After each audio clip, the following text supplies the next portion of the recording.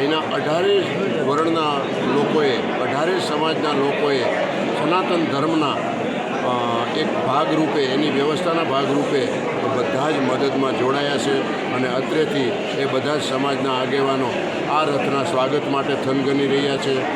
એક સમાજના ક્ષત્રિય સમાજ હોય, વણકર સમાજ હોય, વણિક સમાજ હોય કે આપણા દેવી પૂજક સમાજ સુધીના આગેવાનો, બ્રહ્મ સમાજ, લોહાણા સમાજ, દરેક સમાજના નામ ન લેવું પણ 18 વર્ણના લોકો આ માતાજીના રથનું સ્વાગત કરવા તત્પર છે. સમાજની એકતા રહે, સમાજમાં ભાઈચારો વધે અને ધર્મનું વાતાવરણ બને અને સનાતન ધર્મ એક હિન્દુ રાષ્ટ્ર બને એના માટેના પ્રયત્નોના ભાગરૂપે અમે સૌ આ પ્રયત્નો કરી રહ્યા છીએ. આ સમાજનો વિકાસ થાય માત્ર પાટીદાર સમાજનો જ નહીં પરંતુ દરેક સમાજને સાથે લઈને શિક્ષણનું કામ હોય, આરોગ્યનું કામ હોય કે માતાજીની ભોજન પ્રસાદની કામગીરી હોય, દરેક સમાજ માટે વિના મૂલ્યે આ બધી જ વ્યવસ્થા થવાની છે.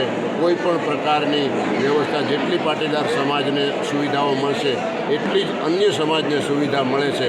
કારણ કે આ મા જગતજનની છે, વિશ્વની કરતા હરતા છે અને ઉમાશંકર એટલે શિવ પાર્વતીનું સ્વરૂપ માં ઉમિયા છે અને એના ચરણોમાં સર્વે ધર્મના લોકો સાથે આ સાથ આપી અને સહકાર આપી અને માતાજીના કાર્યને અને આ રથને વધાવી રહ્યા છે.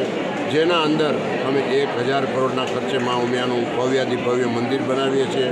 આ સંસ્થાના ધરોહર કહી શકીએ, આ સમાજના વિચારધારક કહી શકીએ, આ સમાજના સુધારક કહી શકીએ અને સમાજને એક નવનિર્માણ તરફ લઈ જવાનું જો કોઈ કાર્ય કરતું હોય તો આ સંસ્થાના પ્રમુખ આરપી પટેલ અને અમારી સાથેની ટીમ માનની પ્રવીણભાઈ, માનની સંજયભાઈ અને અહીંયા કચ્છ સમાજના નરોત્તમભાઈ અને અમારે ભાઈ જયંતિભાઈ અને ભાઈ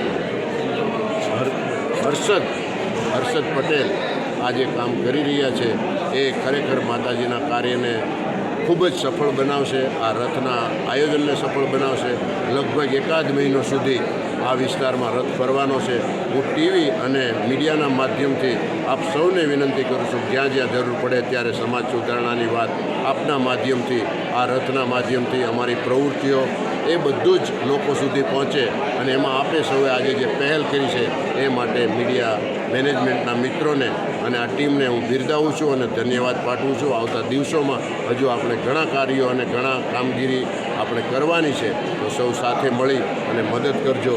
અને શ્રોતા મિત્રો, દર્શક મિત્રોને પણ વિનંતી કરું છું કે જ્યારે માં આપણે આંગણે દર્શન દેવા પધાર્યા છે ત્યારે આપ સૌ માતાજીના દર્શને ચોક્કસ પધારજો અને જ્યાં જ્યાં જરૂર પડે ત્યારે ભોજન, પ્રસાદ અને દર્શન અને પ્રસાદીનો લાભ લેજો એવી સૌને નમ્ર વિનંતી સાથે આમંત્રણ પાઠવી રહ્યો છું.